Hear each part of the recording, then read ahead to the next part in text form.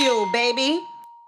Like you said, like my mom's, at one point she had 3 to 4 businesses, 2 laundromats, a trade in service goods out of the country, and I think about 1 to 2 restaurants. And she worked as a nurse. How she did it, I don't know. So most people aren't built for that. They're just not. That's why this entrepreneurial game is tough for them, because they expecting, all they see is the glitz and glamour, Esso. When they see you, they see people resharing what you're doing. They don't understand all the stuff that's being put behind the scenes. And that's the fucked up part about this music industry. They just think, I'm going to go to the studio, make a hit record, be rich and famous, I ain't going to have to do anything. That's the main majority of people. And when they get into this game, that's why it gets trimmed down and gets slacked down. You're like, yo, this guy had 2 hit records. Where is he at? This person right here has been rocking for 7, 8 years. Where are they at? You watch the music industry change on you twice. And you not a lazy dude. And you got undercutted. I didn't get undercut. I mean, when it shifted, yes. You don't get undercut. It's nobody getting undercutted with anything. That's business. If you have your own business, it goes up and down. It's a cycle. Mm-hmm. Like, you're not getting undercutted. Nobody's cheating you. I'm saying, like, you good. You never been cheated in this? It goes up and down. Everybody's going to get cheated, but we're talking about being undercutted when the business changed. Nobody's getting undercutted. Shit changed. Napster did it, not the business. Napster hurt the music business. Streaming. Until they figured out the streaming percentage, the music business was hurt.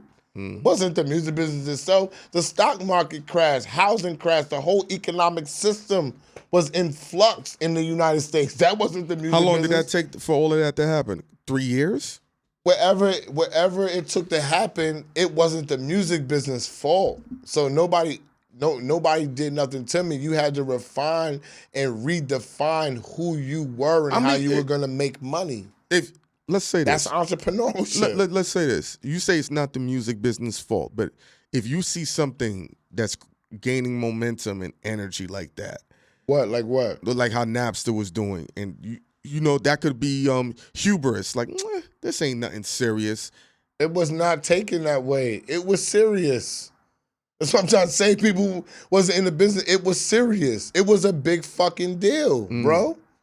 That people be laughing and taking pride like, yo, I could just download and get everybody music for free and everything. Somebody for me that's making a living off that, I'm cringing. That's my money. Mm-hmm. Rockwilder was doing records. Wayne was taking them and putting them out on a fucking mixtape. We thought that was $50K.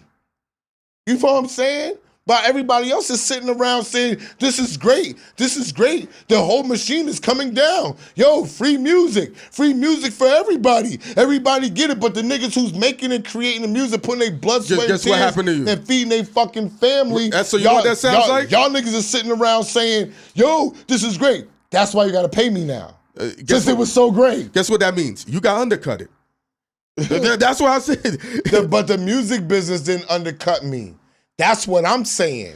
You said the music business. I said the music business didn't undercut me. The music business was a byproduct of what was going on in the world. Is there anything the music business could have done to jump No. Why not? Because you could not regulate. They did it. They finally figured out the monetary value of streaming. They figured out how to centralize it. Do y'all know what that took? I don't think they know it. Because you can't really, it's still bullshit. You can't quantify. But what I'm saying is they brought money back to the business, they though. Just took over. They figured out a way to take They over. monetized it, bro. Whoever's getting beat on it, who's ever getting the most money, y'all wouldn't have got nothing. Y'all would be still sucking dick for a living, all the female rappers. All the niggas would be chasing around gangsters for their money if it wasn't for monetizing streaming. There would be no iTunes. There would be none of this shit. If music business people that y'all hate, that y'all trying to take down, they monetize streaming and put money in y'all niggas' pockets. The same niggas that's trying to take down the business got it done for y'all. That's crazy to me. That's the part that I don't understand. Because we could have been running around doing free shit, throwing it on SoundCloud, getting no money. And y'all would have been in Bed-Stuy, Brooklyn, talking about I'm hot. All right? But then niggas monetize it for you. It didn't come from these people that y'all think. It came from the record labels, the power, the 10%. Of course, you know why? Because they had to fight back because they needed to make their money. The power of the 10% monetized it, right? And who's the leader of the streaming on YouTube and while we're making money? Leor Cohen. The nigga's a music business motherfucker. No. But what he fucked up a lot of money. Listen, you can interrupt me and you can go to Ghost later. You can go to Ghost later. You can talk about what he fucked. Leor Cohen is a leader in YouTube. Leor Cohen is a music industry guy. But he's a leader for the companies. He's not the leader for the people that's creating. Doggy, Jay-Z is a music business guy. He's running the entertainment for the NFL. Yo, I'll wait. That's for the NFL. The music business, our acumen in business runs the world. If y'all just sit down and pay attention to how things are built within the music business, how they build relationships, how they know how to merge other businesses, like Ghost just said, they're merging with AI. Who the fuck does that? The music business does. Why? Because we're taught to think outside the box. But that outside the box, too, can be detrimental to destroying a business. Real shit.